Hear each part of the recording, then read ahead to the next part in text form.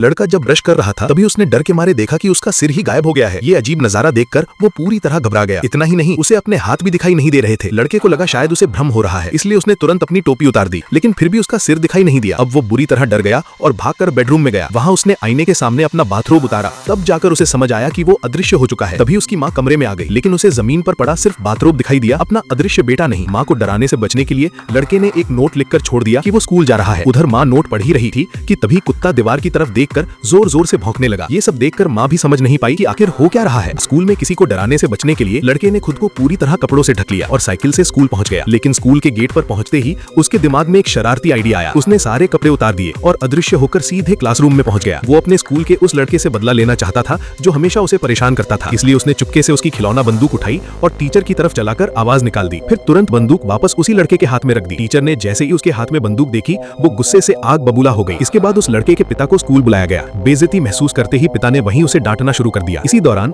अदृश्य लड़के ने जिम्नास्टिक टीम को देखा जो नहाने जा रही थी। अपनी पसंद की लड़की को देखकर उसके मन में गलत ख्याल आने लगे। वो अपनी अदृश्य शक्ति का फायदा उठाकर चुपके से चेंजिंग रूम में पहुंच गया, लेकिन तभी एक लड़की ने तौलिया फेंका जो सीधे उसके ऊपर आ गिरा। अचानक सबको एक इंसानी आकृति दिखाई देने लगी। लड़कियां हैरान होकर उसे देखने लगी। घबराए लड़के को देखकर एक लड़की ने तुरंत तौलिया खींच लिया और सबके सामने वो पूरी तरह दिखाई देने लगा। उसे देखकर लड़कियां जोर जोर से चीखने लगी। हालांकि वो नाबालिग था, इसलिए स्कूल ने उसे सिर्फ चेतावनी देकर छोड़ दिया।